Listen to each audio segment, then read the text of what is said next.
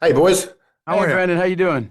Yeah, I'm good, man. How are you? Yeah, That's good. good. I don't know if you remember me, but before we've had dinner before, Matt. I don't know if you remember that, but it was Australian poker tournament. We had it with the great late Shane Warne and Joe Hashim. I think we were at Nobu. Yeah, we were at Nobu in Melbourne, right? Yeah, it was about Yeah, 20 something years ago.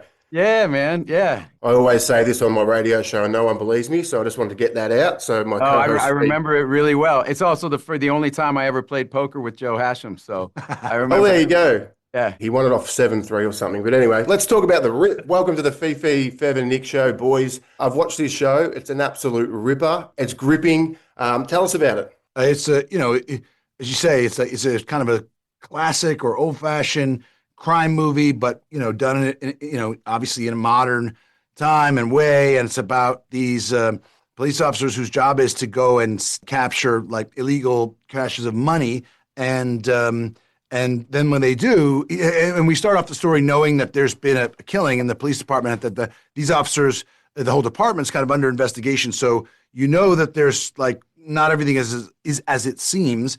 They get to the house that they think it's going to be a relatively small amount of money or what they're sort of used to. And it turns out to be $20 million. And immediately, the kind of hairs in the back of your neck go up because it's just a lot of money and it means a lot to people. And, this isn't a movie that pretends that everybody's perfect or predictable. It's real people with real struggles doing a real job that has asks a lot in the way of integrity and honesty. And it's a movie about putting those people to the test and who's who and who people sort of really are under pressure. It's a movie where a lot of people have their secrets. They do have a lot of secrets, and Matt, you keep a lot of secrets in the show. You're a bit of a trickster in the show. You're playing with people's minds a lot.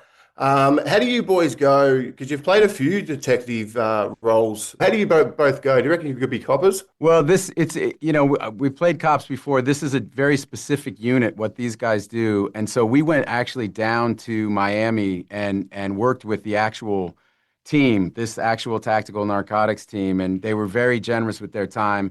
They took us on operations. They talked to us. We hung out with them.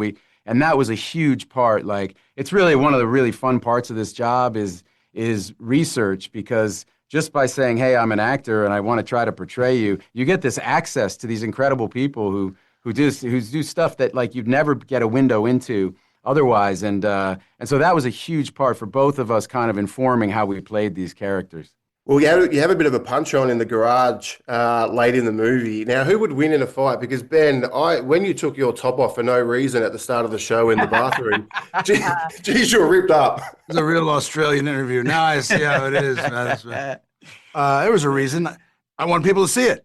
And go to the gym for nothing. It's called actor vanity. Yeah, I'm middle-aged. I'll take all it's going away. I want it memorialized before it's gone. Mate, you look amazing. I was pretty wrapped. So who would win in a fight? They wouldn't let us fight. Yeah, We're in very different weight classes. Ben's got me by probably 30 pounds, depending on the day. He loves it too. Look at him sitting back in his chair. He's ripped underneath. Well done. I'd try to chop him down. It would be a lot of leg kicks. I'd try to chop him down like a tree. Mate, actually, Matt, I listened to the podcast of the Kelsey brothers, and I've got four daughters as well. So we're both really? four daughters. Obviously, you've got a couple of kids as well, Ben. But the four daughters, and you spoke about don't blink. The only thing I'd say, an old friend of mine said when my 19-year-old was probably 18 months, said, don't blink. That is real. She asked me to brush her hair. I don't remember when I brushed her hair for the last time. It just kind of happened. Man. And then life kind of kept going. And the changes are so incremental that like you don't realize until I ran the hairbrush through her hair, and it's the same, like all of it. It's, man. You know what I mean? So don't blink. The next morning, I sat down in the hotel room, and I've got a 26-year-old, 19, 16, and a 7-year-old. And oh, wow. I brushed the 7-year-old's hair, and it made it hit. Yeah, I'm like, yeah. This is what it's about. And I just thought I'd just let you know that really hit home when I was brushing hair, because you just don't do it. Thank you for telling me that. Because it really was a moment for me too. It really surprised me. And then the realization that I didn't know, you don't see the last time that happens coming, Any morning she lets you, man.